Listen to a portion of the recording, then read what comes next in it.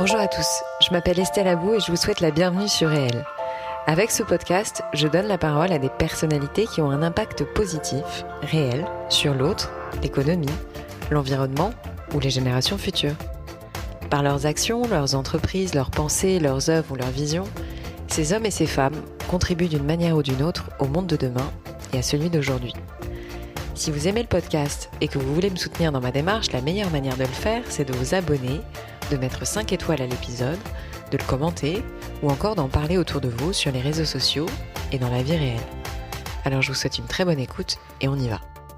Si vous m'écoutez depuis quelque temps, vous l'aurez compris, j'admire les entrepreneurs et entrepreneuses et plus globalement les créateurs et créatrices, tous secteurs confondus. Je suis depuis toujours impressionnée par ces personnalités qui osent se lancer, se planter, mais continuent sans cesse animées par la passion. Et puis il y a celles et ceux qui accompagnent ces personnalités, leur permettant parfois de vivre de leur création, et parmi eux, YouTube. Avec 2 milliards d'utilisateurs mensuels dans le monde, dont 40 millions en France, YouTube est désormais un accélérateur de talent incontournable. Et comme j'aime bien comprendre le pourquoi du comment des phénomènes de société, je vous propose une conversation avec un des plus jeunes pensionnaires de la Comédie Française. Il partage sa loge avec Laurent Lafitte et lors du confinement, il a participé à la survie de l'industrie créative et culturelle en prenant une part très active à la programmation en ligne de la Comédie Française sur YouTube. Retenez bien son nom, il s'appelle Biran Ba et vous allez entendre parler de lui si ce n'est pas déjà fait. Je suis donc très heureuse de partager cette interview avec vous, qui est aussi riche que porteuse d'espoir. Précision importante, cet épisode est sponsorisé par YouTube, mais promis, je ne l'aurais pas accepté si je n'avais pas eu le droit de garder ma liberté de ton et de parole. Alors bonne écoute et surtout comme d'habitude, n'oubliez pas de partager l'épisode et de m'écrire pour me dire ce que vous en avez pensé. Biran, merci beaucoup de participer à mon podcast. Je suis vraiment ravie d'échanger avec vous aujourd'hui. Grand plaisir. Mais je demande toujours à mes invités, de se présenter. Voilà, tout simplement. Autant perso que pro, en nous disant ce que vous avez envie de nous dire. Je m'appelle Biran Ba. Ouais. J'ai 27 ans. Je suis né à Vernon, en Normandie. Ouais. Et je suis comédien. Et voilà, qu'est-ce que je peux dire d'autre? Je crois que... qu'on est à la Comédie Française. Et que je suis à la Comédie Française, accessoirement. Voilà. Et depuis 3 ans, Ouais. 3 ans que je suis pensionnaire à peu près. Donc 3 ans et quelques mois que j'ai intégré cette troupe parce que j'étais artiste auxiliaire auparavant. On peut peut-être expliquer un petit peu ce que c'est la différence? Ouais, alors en fait, artiste auxiliaire, déjà il faut savoir qu'on rentre toujours dans la troupe à la place de quelqu'un. C'est Souvent ça. c'est pour remplacer quelqu'un. C'est ça. Et donc en fait, moi en l'occurrence c'était pour remplacer Julien Frison pour la tournée et des Fourberies de Scapin. Et donc voilà, ensuite moi je suis arrivé vraiment en tant qu'artiste auxiliaire, c'est-à-dire c'était uniquement dans le cadre de ce spectacle-là. D'accord. Pour la tournée. D'accord. Et par la suite, normalement, Julien Frison allait reprendre le rôle. Et à la suite de ça, du coup, je suis revenu en Richelieu à la suite de la tournée pour jouer le spectacle. Et ensuite, Éric Ruff m'a proposé le pensionnariat. Et en fait, en tant que pensionnaire, c'est-à-dire qu'on sait quand est-ce qu'on rentre, mais on ne sait jamais quand est-ce qu'on va sortir. Et à savoir, voilà, c'est l'administrateur qui décide de qui entre dans la troupe. Et ensuite, c'est plus lui qui décide seul de qui quitte la troupe. Et là, on a un comité qui change tous les ans et qui décide de qui remercier. À savoir que nous, les pensionnaires, c'est tous les ans où notre dossier est remis sur la table. Et les sociétaires qui, eux, ont un autre statut qui est, c'est sociétariat, donc eux, c'est tous les 5 ans. Bon, après, il y a encore des détails à l'intérieur, mais où on remet la place qu'ils ont dans la troupe en question. Ok, mais c'est bien de le préciser, je pense, parce que les gens ne le savent pas forcément, connaissent pas le fonctionnement. En effet, c'est vrai qu'il y a souvent, c'est une des premières questions qu'on a, c'est quelle est la différence entre les pensionnaires et les sociétaires. Et en effet, il faut savoir que nous aussi, les pensionnaires, on est salariés aussi, donc c'est encore une autre chose. C'est vraiment des systèmes qui sont totalement différents. Ouais, bien sûr. Biran, vous avez un parcours quand même très atypique. Est-ce que vous pouvez nous expliquer comment vous êtes passé de Vernon à la Comédie Française? Alors moi j'ai commencé le théâtre quand j'étais au collège. Ouais.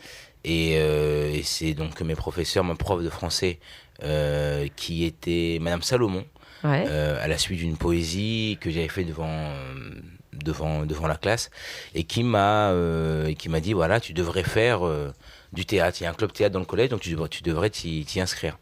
Et donc je m'y suis inscrit, mais vraiment sans savoir ce que c'était. Et ensuite, donc on a répété tout au long de l'année et suite à la première représentation, je crois que c'était dans la cantine du collège parce que je crois que le théâtre il était en travaux à ce moment-là. Et j'ai vu la liberté que j'avais d'avoir un texte de base et puis ensuite de pouvoir improviser là-dessus et puis de voir les gens de la salle rire, sachant que c'était que des copains, donc du coup j'étais très à l'aise et je parlais beaucoup. Je parlais beaucoup à l'époque. Les bavardages, c'était vraiment mon truc et donc du coup on me donnait de l'improvisation à faire et là je m'amusais beaucoup et donc du coup je me suis dit ah, ça c'est quelque chose qui m'intéresserait. Et ensuite, mes professeurs de théâtre, Monsieur Moriot et Madame Labia, qui m'ont guidé et qui m'ont dit, bah, en fait, tu sais que c'est un métier. Tu peux en faire quelque chose. Voilà, s'il y a des études qui t'intéressent pas, et ben, en tout cas, sache que tu peux être comédien. Et donc, ensuite, je me suis inscrit en seconde théâtre à Évreux, qui est une plus grosse ville à côté de celle de Vernon. Et là, en fait, c'était la seconde avec l'option théâtre. Et donc là, j'ai appris vraiment les bases du théâtre, qui est la notion de l'espace, du corps, etc. Et là, je me suis dit vraiment, c'est vraiment ce que je vais faire. Donc, suite à ça, j'ai continué mes études. Donc, je suis revenu à Vernon, j'ai fait un bac ES, parce que la littérature, c'était pas trop mon truc.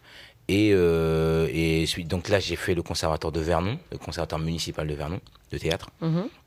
Et à la suite de ça, j'ai fait un BTS commerce international à Rouen, toujours au conservatoire de Rouen, là, cette fois-ci. Donc là, je suis passé à un conservatoire régional. Et là, je me suis dit, bon, là, je sens que je vais avoir mon BTS. Il faut absolument que je parte à Paris, que je tente ma chance, quoi. Et donc, j'ai passé le concours de la classe libre des cours Florent et le concours du conservatoire. Le conservatoire, ça l'a pas fait. Et donc, j'ai eu la classe libre. Et là, j'ai dit à ma mère que je partais pour 2 ans parce qu'en fait, la classe libre, c'est un cours libre, donc qui est gratuit pour les personnes qui passent le concours.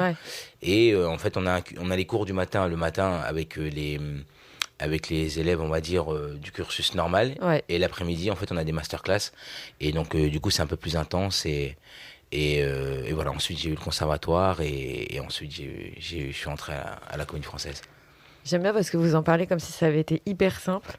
Enfin, comme si ça coulait de source, mais je pense qu'il y a quand même eu des difficultés. Enfin, est-ce que vous avez eu le sentiment d'avoir traversé des difficultés au long de ce parcours ou... En fait, ce parcours, en fait, finalement, il est très classique. C'est-à-dire que, étant donné que j'ai fait tous les conservatoires différents, j'ai brûlé aucune étape. Enfin, je pense pas en tout cas, parce que j'ai fait les conservatoires municipaux, régional, ensuite national. C'est ça.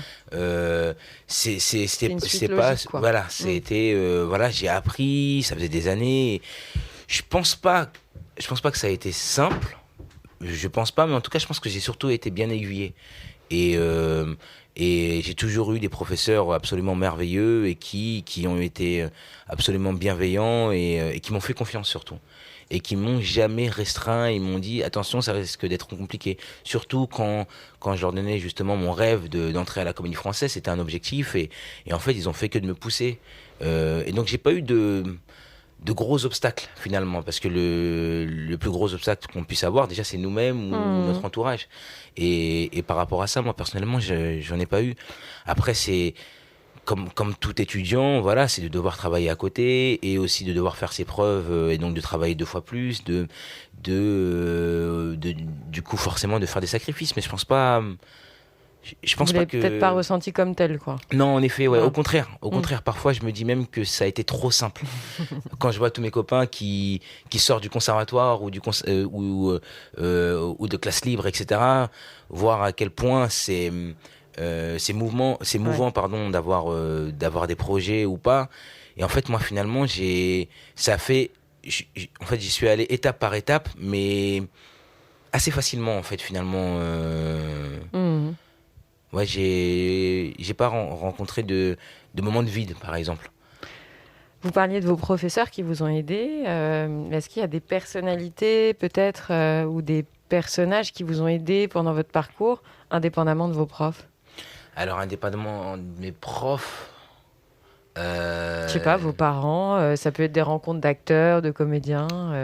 Alors, moi, j'avoue que c'est surtout mes professeurs. Donc que ce soit de théâtre ou même de cours, qui y croient et ensuite à l'extérieur, bah forcément on remerciera toujours nos parents et tous nos proches, mes sœurs, etc. et mon petit frère. Mais sinon, c'est plus des rencontres d'artistes. J'ai pas de nom à citer, mais c'est plus. J'ai l'impression qu'en fait la vie elle est faite qu'il faut qu'on rencontre certaines personnes à un moment donné dans notre Bien vie. sûr. C'est difficile en fait de savoir pourquoi Bien et sûr. qu'il y a un déclic qui se fait et en fait carrément ça nous pousse. Et là j'ai pas d'exemple à vous donner et moi j'écoute beaucoup d'interviews et forcément en fait ça mûrit. Voilà, j'ai rencontré aussi beaucoup d'acteurs et d'actrices surtout à travers un écran. Mm. Et mais ouais, franchement, les piliers surtout de cette traversée-là que j'ai faite jusqu'ici, c'est surtout tous les profs que j'ai eus Mm. dans les différents conservatoires. Aujourd'hui, vous avez 27 ans? Ouais. Donc ça fait de vous, en fait, un des plus jeunes pensionnaires de la Comédie Française. En effet. Qu'est-ce que ça fait? Qu'est-ce que ça vous fait éprouver? Comment ça se passe? Enfin, C'est... il y a peut-être des gens qui vous prennent un peu sous leur aile, ou je sais pas comment ça... Bah, disons que c'est impressionnant. Moi, j'y suis arrivé, je crois que j'avais 24 ans quand je suis arrivé ici. Et C'était septembre 2018, je crois. Exactement, Ouais. c'est exactement ça. Et forcément, j'étais impressionné. Et en fait, le fait de voir qu'il y ait tout simplement des monstres du théâtre, donc c'est des personnes que j'admire absolument et qui ont une facilité et une intelligence des mots qui m'impressionnent vraiment beaucoup. Et donc au début, j'étais très impressionné et honoré aussi surtout, parce que c'était un de mes rêves d'entrer dans cette troupe. Donc au début, on a un peu l'impression d'être face à une institution, avoir quelque chose qui est plus grand que nous, et on se dit mais en fait je vais jamais pouvoir. Ça fait peur? Ça fait peur au début. Hein. Ça fait peur parce que on se dit est-ce qu'on a les épaules pour. On se pose vraiment cette question et parce qu'on sait qu'on va devoir travailler beaucoup, on va devoir faire nos preuves sans cesse. Aussi ça c'est la particularité de la troupe, c'est que rien n'est acquis et surtout dans ce métier-là. Bien sûr. C'est qu'on travaille tout le temps avec des metteurs en scène différents et donc du coup nos preuves on doit les refaire et surtout c'est un métier aussi qui demande beaucoup de doutes et aucune comment dire, Il n'y a pas d'acquis, quoi. oui voilà exactement et donc au début voilà mon arrivée était très impressionnante mais j'étais surtout content en fait parce qu'on a commencé par une tournée donc du coup j'ai rencontré la troupe vraiment un peu plus, de manière un peu plus intime et suite à ça quand j'ai vraiment intégré la troupe et en faisant les spectacles en Richelieu là je me suis dit ok bon bah là maintenant c'est vraiment un métier où c'est vraiment dans la longueur en fait qu'il va falloir tenir et en voyant aussi des grands acteurs et des grandes actrices toujours à se remettre en question, à demander des conseils, même à moi, en tant que jeune comédien, me demandant mon avis, comment j'étais là sur cette scène, etc. J'étais honoré, et en fait, je me suis dit, mais bien sûr, en fait, rien n'est acquis, et en fait, la troupe est importante pour ça. Bien sûr. C'est de compter les uns sur les autres. Et une des premières choses aussi que je me suis dit, ça c'était sur le Bajazet, où Eric Ruff m'a confié le rôle titre de Bajazet, de Racine, et là, je me suis dit, en fait, en voyant les retours et de quelle manière les retours étaient faits et l'intelligence du texte, et là, je me suis dit, ok, en fait, je suis entouré de l'équipe de France du théâtre. En fait, il y a juste des Mbappé, des Griezmann qui sont autour de moi, quoique même plus vieux, donc, et avec beaucoup plus d'expérience. Et là, je me dis, ok, et surtout, on a besoin les uns des autres. Ouais. S'il n'y en a pas un ou une qui n'est pas là au rendez-vous, forcément, il y a un déséquilibre qui se crée. Et on ne peut pas créer de théâtre collectif comme ça sans les autres. Et ça, c'est très fort. C'est très, très fort. On n'est pas seul, quoi. Ouais. On se sent partie d'un tout Exactement. indissociable. Exactement. Ouais. En quoi consiste réellement votre profession? Je sais que c'est un peu bête comme question. Enfin, c'est bête sans l'être vraiment. Mais voilà... en quoi ça consiste en fait une journée de Biran et puis surtout qu'est-ce que vous préférez dans ce métier? Alors mon métier c'est d'apprendre un texte. Ça c'est déjà la partie la moins amusante. Et en même temps celle-ci elle est amusante parce qu'en fait on a une première lecture.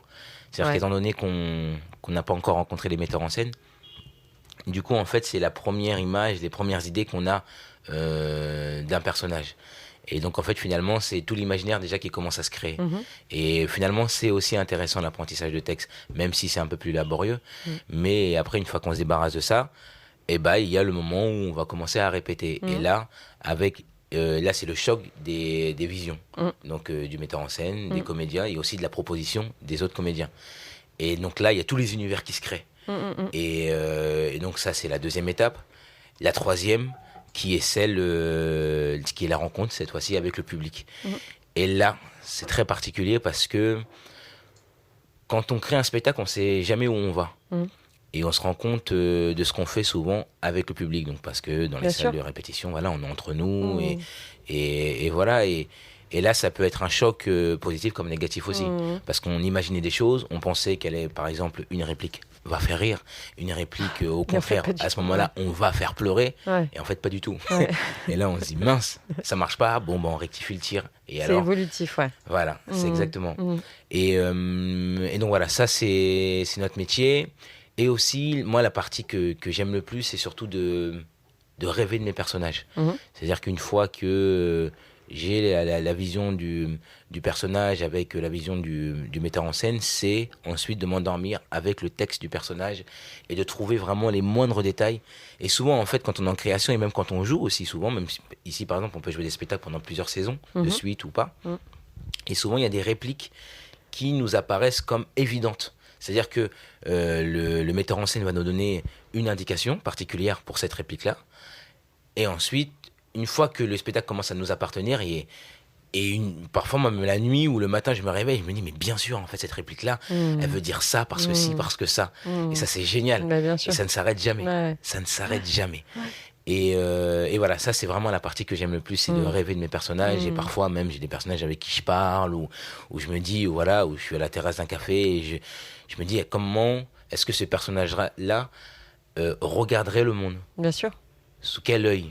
Qu'est-ce qu'il penserait de chaque événement ? Voilà, un klaxon, comment est-ce qu'il réagirait, voilà, et ça, c'est vraiment la partie que j'aime le plus, parce que c'est vraiment la rencontre avec le personnage. Justement, quel est le personnage ou les personnages qui vous ont le plus marqué jusqu'à présent ? Parce que je suppose qu'il y en aura d'autres à l'avenir. Déjà, il y en a plusieurs. Forcément. Je n'en ai pas fait beaucoup, mais il y en a quelques-uns forcément qui m'ont marqué. Je dirais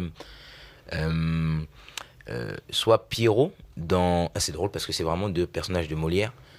Soit Pierrot dans le Don Juan de Molière. Là, c'est dans une mise en scène d'Anne Coutureau. Ou Octave dans Les Faubourgs Escapins. Mais aussi parce que je pense que ils étaient symboliques. C'est-à-dire que Pierrot, c'était déjà mon premier personnage que j'interprétais en tant que comédien professionnel. Et Octave, c'était mon premier personnage au sein de la troupe. D'accord. Donc il y avait ça aussi. Mais aussi la langue, l'amusement. Mais je dirais plutôt Pierrot, parce que j'ai eu tellement d'affection pour ce personnage. Il est tellement touchant parce que tellement naïf et en même temps avec une telle bonne volonté d'aimer, sauf qu'il s'y prend mal. Et c'est une des plus belles histoires d'amour en fait racontées dans cette pièce, parce que c'est l'amour impossible et il se demande pourquoi. Et c'est absolument magnifique, je trouve, et il est très touchant. Puis c'est super actuel aussi, c'est pas très démodable en fait comme truc. C'est que les gens s'en rendent pas compte, mais finalement c'est pas si démodé que ça. Bien sûr, mais ça c'est des sentiments en fait qui sont universels, et qui traverseraient le temps. Je pense encore dans 400 ans, on reparlera de ces pièces, de ces personnages-là, et qui seront interprétés aussi de manière différente. Bien sûr, parce que le temps change, parce que les corps changent, parce que les voix changent, parce que par contre la langue sera toujours la même. La manière de la traiter sera toujours... J'espère, si ça se peut. J'espère, bien sûr, mais je pense. Je pense, en tout cas, j'ai l'impression que la comédie française aussi, elle reste garante de ça. C'est-à-dire que je suis d'accord avec vous. Depuis 400 ans, mot pour mot, on garde toujours ce texte-là et d'en faire quelque chose de simple et d'évident aussi. C'est comme Racine aussi, c'est pareil, c'est des langues qui sont pas évidentes de prime abord, qui sont pas naturelles comme Racine. Et en fait, finalement, de se dire, ok, on est d'accord, on fait du théâtre, ok, c'est écrit en vers, voilà, il y a toute une métrique, mais venez, on écoute ce qu'il dit. Et là, en fait, il y a juste les sentiments qui arrivent, et en fait, on oublie tout ça. Je reviens un petit peu en arrière, mais pendant le confinement, en fait, donc tout le monde le sait, les théâtres étaient fermés, enfin, la culture a pris un sacré coup. Vous avez été un membre actif de ce qu'on peut appeler le théâtre digital via la chaîne YouTube de la Comédie Française. Cette programmation en ligne, elle a permis de continuer à jouer pendant la pandémie. Déjà, est-ce que vous pourriez nous raconter cette période qui est quand même hors du temps, enfin inédite et jamais vue. C'est quand même un truc, sans comparaison. Ouais. De notre époque, surtout. Et pour vous et certainement d'autres acteurs. Donc, comment vous l'avez vécu ce moment-là ? Alors, il y a eu plusieurs étapes. Déjà, on a tous été choqués. Déjà, même pas en tant qu'acteur, c'est déjà en tant que personne de devoir être enfermé chez soi et qu'il n'y ait plus de vie finalement à l'extérieur et que ce soit finalement que les métiers qu'on dit essentiels. Et donc forcément il y a eu un choc, c'était de se dire finalement la première question c'est à quoi est-ce qu'on sert. Et même en tant que comédien aussi, c'est finalement mon métier, qu'est-ce que c'est en fait, puisque on peut s'en passer. Je me suis vraiment aperçu de ça, c'est qu'on pouvait se passer premièrement de nous. C'était et ensuite une fois et donc voilà et en fait moi je me suis toujours dit qu'il fallait que même si je veux être comédien, ça va pas forcément être facile et je le serai peut-être pas toute ma vie. Et donc il faut toujours que je me dise que je peux faire un autre métier. Comme toutes les personnes, parce que toutes les personnes finalement ne font pas leur métier de rêve. Je suis d'accord. Et donc il y en a plein qui font des métiers par défaut et parce qu'ils n'ont pas le choix. Et donc je me suis dit, il faut que je puisse faire comme tout le monde, c'est-à-dire rebondir. Et voilà, par exemple, j'étais vendeur chez Bouygues Télécom où je travaillais dans les centres de loisirs, voilà. Et il faudrait que je sois capable aussi de rebondir suite à ça. Et donc vraiment là, je me suis dit, ok, finalement, je suis comédien. Possiblement, ça peut se terminer en effet très rapidement. Et donc vraiment, là, je me suis posé cette question. Je me suis dit, finalement, on n'est pas si nécessaire que ça. Et est venue l'étape où la Comédie Française nous a appelés. Il nous a dit, en fait, ce serait bien de créer d'autres formes. Et là, c'était tout nouveau. C'est-à-dire que c'est la première fois où les comédiens de la troupe se livrent autant. Donc, on lisait des poèmes. On présentait aussi toute une émission, en fait. Donc, c'est-à-dire qu'il y a eu tout un programme avec donc des lectures de poèmes, des lectures de contes. Il y a eu aussi... c'était tellement varié et aussi le soir aussi d'ailleurs il y a eu aussi des captations tous les soirs et donc il y avait un rapport très intime avec le public et une manière en fait de voir les comédiens chez eux habillés normalement et non plus en costume et donc du coup en fait on a cassé en fait toute cette image de la Comédie Française et même au sein même de la troupe on s'est découvert alors qu'il y en a que ça fait plus de 20 ans qu'ils se connaissent et donc ils se sont connus aussi d'autres manières et c'était super agréable à faire. Et donc au début, on s'est dit, waouh, qu'est-ce que c'est ? Parce qu'on n'a pas l'habitude de faire ça. Nous, tout ce qu'on sait faire, c'est jouer. Et là, maintenant, il va falloir qu'on livre des choses. Et c'était absolument magnifique parce que chacun était dans sa solitude, entouré ou pas, et qu'il y avait un endroit où, en fait, il y avait finalement une sorte de... De lien. De comment ? De lien. De lien, exactement, et de solidarité aussi. Et parce qu'on avait de retours tous les jours. Vous vous rendez compte, moi je voyais ça aussi tous les jours, c'était de voir et de donner des retours, d'envoyer un message pour dire c'était magnifique ce que tu as fait et tout.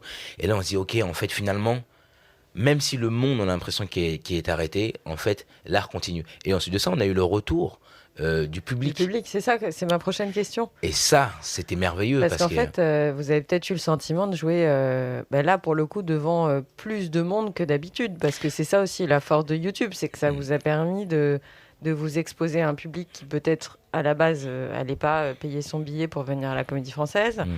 Et que, du coup, peut-être que ça a représenté des opportunités dans votre carrière. Peut-être que vous avez été connu... la preuve en est par plus de monde qu'initialement. Enfin, moi déjà, j'avais été intéressée parce que pendant le confinement, j'ai voulu regarder plus que d'habitude YouTube. Donc je me suis bagnodée un peu et puis forcément, je suis tombée sur des lectures, enfin des choses qui moi me paraissaient fantastiques. Et voilà, donc quand même, ça doit faire un choc parce que vous vous êtes dit, le public, il est augmenté, quoi, direct. Exactement. Et surtout... alors là, ce qui était particulier, c'était qu'on était face à un écran. C'est-à-dire que quand on faisait nos vidéos, on était tout seul. Et de voir l'impact que ça puisse avoir chez toutes ces personnes qui sont chez elles et qui réellement nous suivent tous les jours et qui découvraient la troupe. Et là, on s'est dit, en effet, en fait, il y a il y a un autre monde. Oui, bien sûr. En fait, il y a tout un monde qui est, grâce à Internet aussi, auquel on peut aussi montrer beaucoup de choses et qu'en fait, voilà, toutes les personnes qui ne peuvent pas avoir accès à la troupe, pour venir à la Comédie Française, et en plus, du coup, on envoyait des captations aussi le soir. En fait, il y avait cet accès à la culture qui a été donné à tout le monde de manière gratuite. Ça rejoint ce que vous disiez tout à l'heure sur le fait qu'il faut que le théâtre aille vers plus de monde et communique un peu plus, quoi. Exactement. Et ça, c'est très important. Et je suis sûr que d'ailleurs, ça va créer d'autres... Enfin, si, moi j'ai vu. Bah, bien sûr. Là, on fait du théâtre à la table, qui va être diffusé encore sur YouTube. Non, mais j'ai vu Enfin, si, moi j'ai vu une scène où il y a des acteurs autour d'une table, c'est ça ? Exactement, c'est ça. Bah, je l'ai vu, c'est diffusé. En fait, il y en a plusieurs, en fait. C'est-à-dire que c'est plusieurs pièces qu'on fait. Et donc, il y a un metteur en scène. En fait, on donne une semaine. Ouais. Donc on arrive avec les comédiens le lundi, le vendredi, à la base ça c'était à la fin du deuxième confinement, etc. Ouais. C'était du lundi au vendredi, on répète un spectacle l'après-midi, parce que c'est les horaires. Et ensuite le vendredi soir, on enregistre en one shot. Le samedi c'est diffusé. Et en fait c'était une manière aussi de montrer comment en fait, ça c'est la première étape du travail qu'on a, qui est quand on répète un spectacle, on débute, on arrive avec un texte pas su généralement, et comment est-ce qu'on fait pour pour trouver déjà les premiers éclats de théâtre qui peuvent Mais c'est hyper sympa d'ailleurs à regarder, je trouve. C'est agréable. Ouais, c'est très surprenant. Ouais. Oui. On a l'impression qu'on est avec eux. Exactement. Et donc, en fait, on donne accès au public à ces choses auxquelles on n'a jamais accès. Et donc voilà, du coup, là, par exemple, là, on continue les théâtres à la table. La semaine dernière, on en a fait un qui était celui de Georges Dandin, mis en espace par Hervé Pierre, qui l'a mis en scène il y a quelques années. Et donc là, cette fois-ci, en fait, ce qui était particulier, c'est qu'il y avait le public aussi. C'était au Théâtre du Fauve-Colombier. Et donc là, ils pouvaient assister à une chose qui se crée, sachant que c'est surtout à destination du public digital. Bien sûr.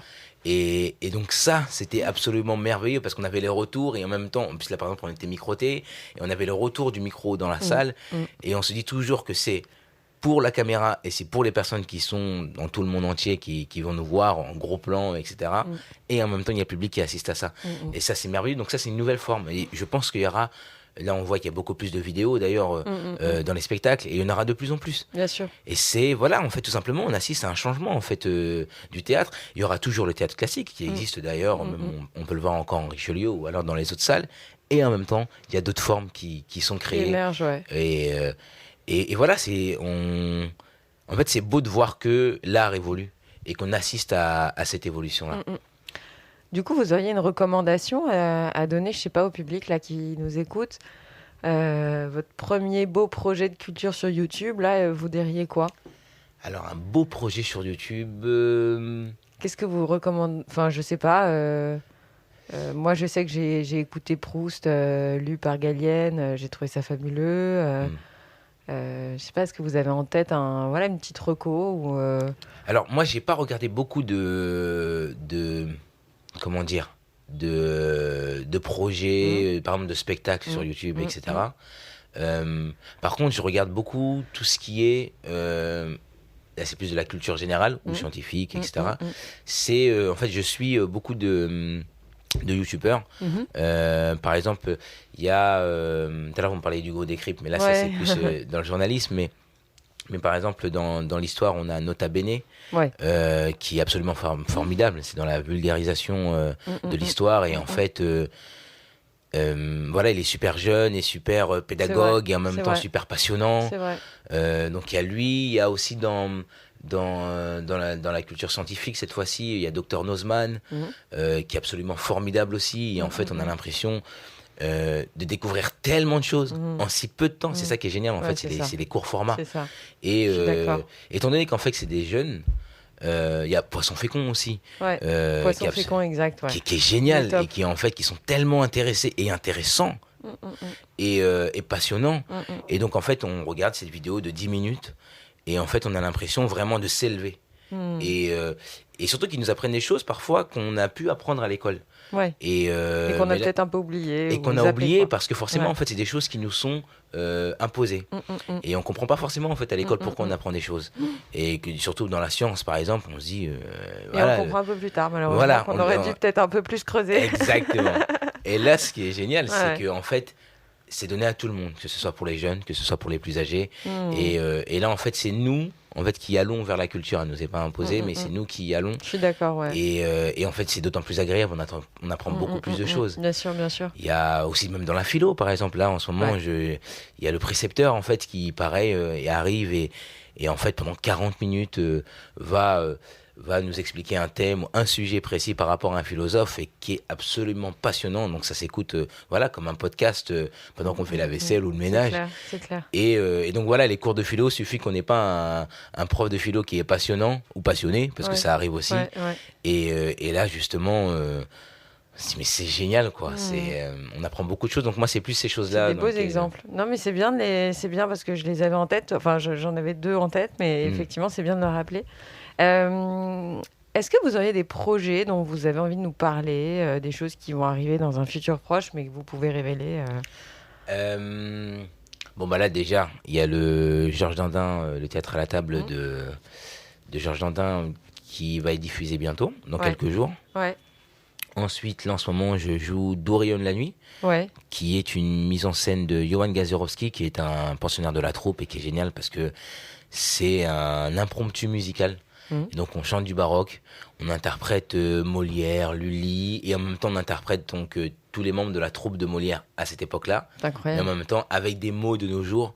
Donc, c'est un peu les Molière, Lully, Armande, Béjart 2.0, quoi, de nos jours. Et donc, il y a toujours... Et donc, il a été très documenté. Il a travaillé avec Vincent Leterme, qui est le collaborateur musical, cette fois-ci, pour tout ce qui est musical. Et donc, c'est passionnant parce qu'il y a un côté très pédagogique pour apprendre aussi beaucoup de faits historiques avérés. Et en même temps, il y a aussi cette part de fiction sur le rapport entre Molière et Lully, où finalement, en fait, Molière, on a très peu d'écrits sur lui. Et on a très peu de notes, enfin on n'en a aucune. C'est-à-dire que tous ces écrits, des pièces, etc., on ne les a pas, on n'a que ces textes. C'est vrai. Et donc du coup, ça laisse une part d'imaginaire. Et là justement, Johan a foncé dedans, et donc du coup, il y a des éclats de théâtre, et on rigole, et on chante du baroque, et donc c'est absolument génial à faire. Dans un petit format d'ailleurs, c'est 1 heure, c'est au Studio Théâtre. Et là en ce moment, je tourne un film qui s'appelle J'ai croisé le loup, qui est un film de Jeanne Herry, et qui est sur la justice restaurative, qui est en fait un processus. C'est-à-dire C'est un processus en fait où on a des victimes. Et on a des personnes, par exemple, qui sont emprisonnées ou alors qui sont sorties de prison et qui ont fait, par exemple, à peu près les mêmes faits que les victimes. Et en fait, il y a toute une association en fait, qui fait tout un accompagnement pendant plusieurs mois pour voir si les victimes sont vraiment prêtes à rencontrer des personnes qui ont fait à peu près les mêmes agressions. Et en fait, ça leur permet à elles de cicatriser un peu leurs blessures, même si la justice pénale est passée. Et de l'autre côté, que les agresseurs aussi puissent se rendre compte de certaines choses. Donc ils font tout un cheminement aussi. Et c'est absolument magnifique parce que c'est quelque chose qui est très peu connu, qui existe depuis quelques années, très peu d'années. Et en fait, ça permet en fait d'avoir une autre justice qui est un peu plus humaine et en fait qui permet justement aux victimes de se réparer et de dire ce qu'elles ont à dire. Super intéressant, je savais même pas que ça existait. Ouais, bah voilà, c'est justement, Jeanne Herry travaille là-dessus et justement, elle se concentre souvent sur des sujets pas très connus du grand public et qui s'informe vraiment grandement là-dessus et qui fait que les dialogues déjà sont absolument magnifiques et surtout, en fait, c'est l'évolution des personnages parce que c'est un film aussi très choral. Et donc, en fait, c'est de voir un peu l'évolution, comment les victimes, justement, vident leur sac, en fait, sur des personnes qui ne sont pas leurs agresseurs, mais en même temps disent voilà, qu'elles n'ont pas pu se reconstruire pendant plusieurs années et qui, certaines, n'arrivent même plus à sortir de chez elles. Et comment aussi les agresseurs aussi vivent leur incarcération. Et comment est-ce qu'elles ont réfléchi aussi sur ce qu'elles ont fait et elles se rendent compte du mal qu'elles ont pu faire indirectement, en tout cas là dans ce cas de figure. C'est-à-dire que expliquer aux victimes que c'est pas elles qu'elles en voulaient, mais c'était à la caisse tout simplement. Et malheureusement, il y a eu des dommages collatéraux et justement résoudre tous ces problèmes et comprendre en fait les deux points de vue, et c'est absolument magnifique. Et voilà, donc on tourne ça en ce moment et c'est super passionnant à faire. Donc le cinéma arrive à grands pas. Ouais, le cinéma commence. Ouais, vraiment, ça a mis un peu de temps. Et je pense qu'il y a des choses que j'ai pas compris dans le jeu cinéma parce que c'est totalement Très différent différent. en fait. C'est beaucoup plus intense, c'est beaucoup plus petit, c'est très subtil en fait. Et alors qu'au cinéma c'est un peu plus grand, voilà, on a tout un public. Et donc voilà, il y a plein de choses que j'ai pas comprises et encore d'ailleurs, toujours la présence de la caméra me gêne parfois parce que je la trouve très intimiste. Et Puis c'est coupé aussi, c'est-à-dire qu'au cinéma, on tourne pas du tout de la même manière. Exactement. Donc c'est des 3 minutes, des 2 minutes, des C'est 30 ça. secondes. Voilà. Donc C'est c'est pas ça. du tout la même chose. Puis exactement. même, ne serait-ce que le texte, c'est pas C'est du tout totalement pareil. différent. Et donc voilà, et donc c'est super intéressant. Donc voilà, après j'ai Mhm. fait une série qui s'appelle Les Sentinelles. C'est sur les comment dire, les membres de l'armée française Mhm. de l'opération Barkhane, donc ils sont au Mali. Mhm. Donc là, on a tourné au Maroc. Et donc voilà, dans le désert. Et puis c'est aussi pareil, voir l'évolution de ces jeunes soldats qui Mhm. découvrent en fait finalement la guerre. Et voilà, c'est toute une série là-dessus. Et c'était passionnant à C'est faire. une série pour qui? Pour OCS. D'accord. Et ça va sortir normalement au mois d'avril sur Magnifique. OCS. Et Magnifique. c'était passionnant à faire. Et pareil, on a plongé dans un univers. Et c'est ça qui est génial dans notre métier, c'est de plonger dans des Plusieurs univers vies. totalement différents. D'avoir plusieurs Plein de vies. vies, plein de témoignages en fait. Et voilà, on donne vie à des personnages et de les rendre le plus universels possible. Et ça, c'est absolument magnifique. Et voilà, et puis plein de petits projets. Voilà, et le Gavras aussi, Romain Gavras, avec qui on a fait un film il y a pas longtemps, qui est absolument magnifique, qui va s'appeler Athéna normalement, qui va passer sur la plateforme Netflix. Et c'est sur qui part en fait d'une base de bavure policière et c'est montré jusqu'où ça peut aller. Donc c'est vraiment une dystopie un peu, ça part très très loin. Et c'est absolument magnifique, plein de plans Et séquences. vous arrêtez pas? Vous arrivez à dormir la nuit ou pas? Ah, c'est compliqué. Non, ça va, j'arrive à Quel dormir. rythme! Et Quel rythme! et C'est fou. en effet, et puis le rythme du français aussi qui demande beaucoup d'énergie et qui demande d'être calme justement surtout.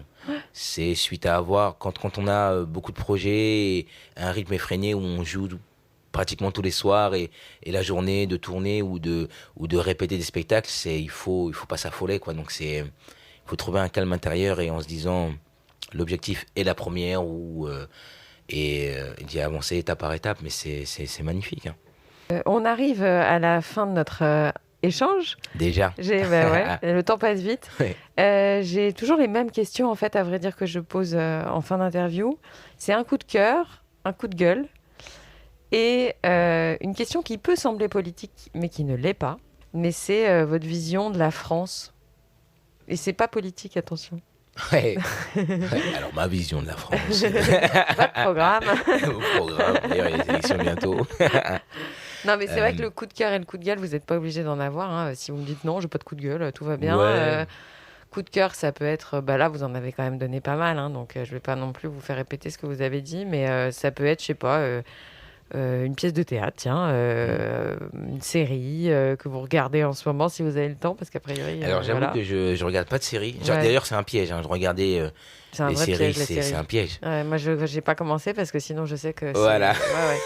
c'est addictif. Hein. Exactement, donc souvent on me dit tu devrais regarder cette série et Ouais. je suis là en mode oui je sais que je devrais mais pas maintenant parce que j'arrive pas à dormir sinon. Ouais. Et mais ouais un coup de cœur je dirais une musique Ouais. que j'écoute vraiment en boucle qui s'appelle Mpodol de Blik Bassi en fait qui est un interprète camerounais. Ouais. Et en fait, c'est absolument magnifique parce que Mpodol, c'est Mpodol. Ok. Et en fait, Je mettrai dans les notes ouais. de l'interview. Et c'est absolument magnifique parce que en fait, je ne saurais pas vous expliquer. On écoutera tout simplement. J'ai l'impression, voilà, Je faut pourrais écouter. peut-être mettre un micro-extrait en respectant les droits d'auteur. On verra. Ah, ce serait super parce que c'est magnifique. Et en fait, je vais même vous donner une anecdote là-dessus. Donc, quand j'étais dans le désert, et donc j'écoutais, voilà, dans un changement de plan, donc on a un peu de temps, et donc j'écoute cette musique, et en fait j'avais l'impression qu'en fait c'était toute la nature qui parlait, et en fait vous allez voir dans la musique, en fait il y a une montée qui arrive petit à petit, et en fait j'avais l'impression que donc là il y avait une montagne, enfin bref il y avait une sorte de falaise, Ouais. c'est pas Non. une dune en fait, c'était de la roche d'ailleurs. Ah ouais. Et en fait, j'avais l'impression, je ne saurais pas vous expliquer, en fait, qu'elle me parlait, en fait, la nature, et en fait, surtout qu'elle était vivante, en fait, c'est surtout ça, qu'elle était vivante, et absolument magnifique. Ok. Et un coup de gueule, là, comme ça... Eh ben, c'est pas grave si vous en avez pas. J'ai pas de coup de gueule. Tant mieux. Voilà, faut... Tant mieux. Bah, il faut l'assumer, hein, Ouais, c'est bien normal. sûr. Hein. Ouais, Ça peut arriver, c'est pas très grave. Ouais. Non, et puis je sais pas, peut-être un petit message que vous avez envie de passer, quelque chose que vous avez envie d'ajouter. Quelque chose que j'ai envie d'ajouter. Alors là, je sais pas. Bah là, en plus, il y a les élections qui vont arriver maintenant, bientôt, donc c'est... Mais si vous ne voulez pas répondre à cette question, on Non, bien sûr, mais c'est juste, moi, j'espère surtout qu'on va pas céder à la panique et à toute cette division qu'on essaye de créer, et que justement cette France, elle est magnifique dans toute sa diversité, et que toutes ces différences en fait en font une richesse. Et j'espère justement, faut être idéaliste en fait finalement, parce que ça peut paraître un peu bisounours de se dire qu'on espère qu'il n'y ait pas de différence, mais en fait je pense que il faut rêver en fait pour avancer, il faut rêver, et c'est toutes ces victoires en tout cas qu'on peut obtenir, elles se font étape par étape, et il faut voir toutes ces petites victoires en effet, et j'espère en fait surtout que dans un avenir proche, ce vivre ensemble va réellement exister, réellement, et que ce soit pas dans l'idée, que ce soit plus dans l'idée en fait, que ce soit plus dans l'idée, que ce soit dans les faits, et que ce soit non plus dans les paroles, mais dans les actes et dans le regard. En fait, j'espère que le regard va changer, réellement. Et voilà, c'est un peu ce que j'espère, et voilà, et commencer par soi en fait, c'est-à-dire que même moi en fait j'y travaille. C'est pas le travail des personnes qu'on a en face de nous ou qui que ce soit, ou dès qu'on entend ça, non, c'est tout le monde. On est tous responsables de ça. Je suis d'accord. Birad, merci beaucoup. Merci c'était un plaisir d'échanger avec vous, et puis bonne continuation pour tous vos beaux projets. Merci beaucoup, c'était un grand plaisir. Au revoir. Au revoir. Voilà les amis, c'est la fin de cette interview, j'espère qu'elle vous a plu. Si c'est le cas, n'oubliez pas de partager l'épisode via les plateformes d'écoute comme Acast, Apple Podcasts, Spotify ou votre application de podcast préférée. Le partage et la notation du podcast sont super importantes pour moi, donc je compte sur vous pour mettre des étoiles et des commentaires là où c'est possible. Pour vos suggestions d'invités, n'hésitez pas, je suis joignable sur le compte Instagram du podcast, Réel Podcast. Merci encore à toutes et à tous d'être de plus en plus nombreux à écouter Réel, et à très vite pour un prochain épisode.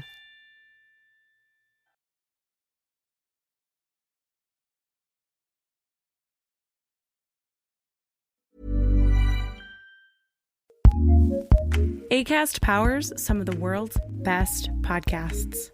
Here's a show we recommend. My name is John Kasich. I'm the former governor of Ohio, former presidential candidate. And I'm Jordan Klepper. I'm a comedian. We have a new podcast together called Kasich and Klepper from Acast and Treefort Media. Why is Kasich first? Well, first of all, it's alphabetical, K-L. I understand. And I ran a whole state once, too, by the way. You ran a mid-sized state, to be clear. You know, a lot of people are going to think, oh, well, this is going to be about politics. No, it's not. It's going to be about life. We're going to talk about politics, I'm sure, but we're also going to talk about the things that affect us. And I might ask for fatherly advice of, like, how do you raise a child who won't become a Republican? Welcome to Kasich and Klepper. Listen and subscribe now wherever you get your podcasts. Acast recommends.